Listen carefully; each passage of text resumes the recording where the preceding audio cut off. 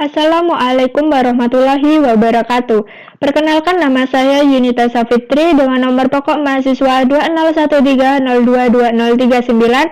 Saya dari Prodi Pendidikan Fisika kelas A. Di sini saya akan menjelaskan tugas praktikum 4 multimedia pembelajaran fisika mengenai teori kognitif. Asumsi atau teori kognitif multimedia dibagi menjadi 3. Yang pertama, dual counting channel.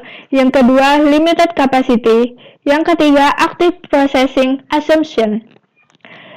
Asumsi yaitu manusia memiliki pemrosesan informasi yang dalam dua saluran yang terpisah untuk informasi yang diperoleh secara visual dan yang diperoleh secara auditori. Di dalam teori penyaluran ganda atau dual counting channel dibagi menjadi 2 asumsi. Yang pertama, asumsi penglihatan, dan yang kedua, asumsi pendengaran. Pada asumsi penglihatan, informasi disajikan ke mata, ilustrasi, animasi, video, atau teks pada layar. Memproses informasi itu dalam saluran visual. Dan yang kedua, asumsi pendengaran. Informasi disajikan ke telinga, seperti narasi atau suara nonverbal. Memproses informasi itu di saluran auditori. Yang selanjutnya, teori keterbatasan kapasitas atau limited capacity. Pembelajaran memiliki keterbatasan pada jumlah informasi yang dapat diproses di setiap saluran sekaligus. Dan pembelajaran hanya dapat memproses sejumlah informasi yang terbatas di setiap saluran verbal dan visual pada satu waktu. Yang selanjutnya, teori pemrosesan aktif atau active processing assumption. Pembelajaran secara aktif terlibat dalam pemrosesan kognitif secara berurutan untuk membangun representasi yang jelas. Di dalam teori pemrosesan aktif dibagi menjadi 3. Yang pertama, manusia melakukan pembelajaran aktif dengan memilih informasi masuk yang relevan.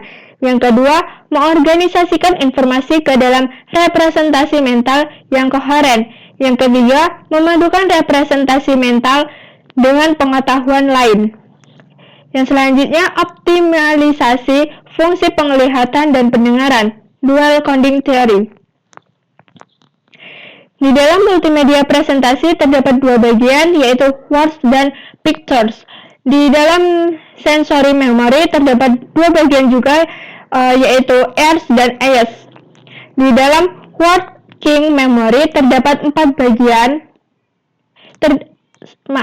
Terdapat 2 bagian, yaitu media selection dan media organization. Di dalam media selection terdapat 2 bagian, yaitu sound dan image.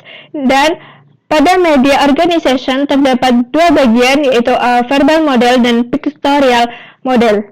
Di dalam long term memory terdapat prior knowledge. Yang selanjutnya yaitu pemrosesan informasi. Pemrosesan informasi dibagi menjadi 3, sensory memory, working memory, long term memory. Dan di sini saya akan menjelaskan juga mengenai 10 prinsip desain multimedia pembelajaran. Apa yang akan Anda peroleh? Di sini saya akan menjelaskan Anda akan dapat melakukan self-check terhadap produk yang sedang dibuat berdasarkan prinsip desain multimedia pembelajaran yang benar. Prinsip desain multimedia pembelajaran dibagi menjadi 10. Yang pertama, multimedia. Yang kedua, kesinambungan spasial. Yang ketiga, kesinambungan waktu. Yang keempat, koherensi. Yang kelima, modalitas. Yang keenam, redundansi. Yang ketujuh, personalisasi. Yang kedelapan, interaktivitas. Yang kesembilan, signal. Dan yang terakhir, yang ke-10, perbedaan individual. Di sini saya akan menjelaskan 10 prinsip tersebut secara berurutan. Yang pertama yaitu prinsip multimedia. Orang belajar lebih baik dari gambar dan kata daripada sekedar kata-kata saja. Organisasi tradisional lebih mengandalkan fisik atau pekerjaan otot. Semakin banyak orang atau tenaga semakin baik. Itulah ciri utama organisasi atau perusahaan masa lalu. Seperti gambar berikut pada organisasi tradisional, yaitu mengandalkan pekerjaan atau otot fisik. Yang kedua, prinsip kesinambungan spasial. Orang belajar lebih baik ketika kata dan gambar terkait disandingkan berdekatan dibandingkan apabila disandingkan berjauhan atau terpisah. Seperti pada gambar era digital. Yang ketiga, prinsip kesinambungan waktu. Orang belajar lebih baik ketika kata dan gambar terkait disajikan secara simultan dibandingkan apabila disajikan bergantian atau setelahnya. Yang keempat, prinsip koherensi. Orang belajar lebih baik ketika kata-kata, gambar, suara, video, animasi yang tidak perlu dan tidak relevan tidak digunakan. Yang kelima, prinsip modalitas. Orang belajar lebih baik dari animasi atau video plus narasi daripada dari animasi atau video plus teks pada layar. Jika gambar plus kata disajikan secara visual, maka saluran visual atau pictorial menderita kelebihan beban. Sementara itu, saluran auditori atau verbal tidak termanfaatkan. Terdapat pada gambar berikut. Selanjutnya yang keenam, prinsip redundansi. Orang belajar lebih baik dari animasi atau video plus narasi daripada dari animasi atau video narasi plus teks pada layar redundan. Yang ketujuh yaitu prinsip personalisasi. Orang belajar lebih baik dari teks atau narasi yang bersifat komunikatif atau konversasional daripada kalimat yang lebih bersifat formal. Narasi.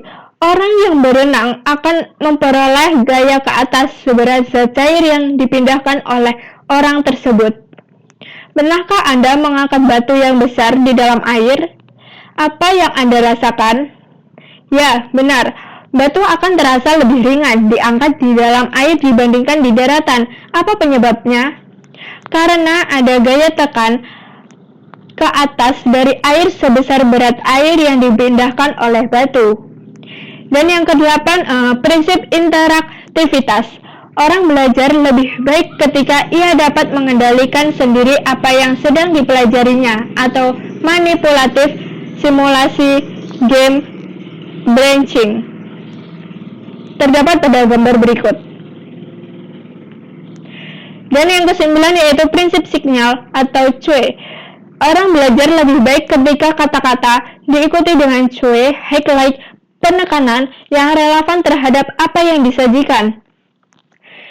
Dan yang terakhir yaitu yang ke-10, prinsip perbedaan individual. Pengaruh dosen lebih kuat bagi murid-murid berpengetahuan rendah daripada berpengetahuan tinggi.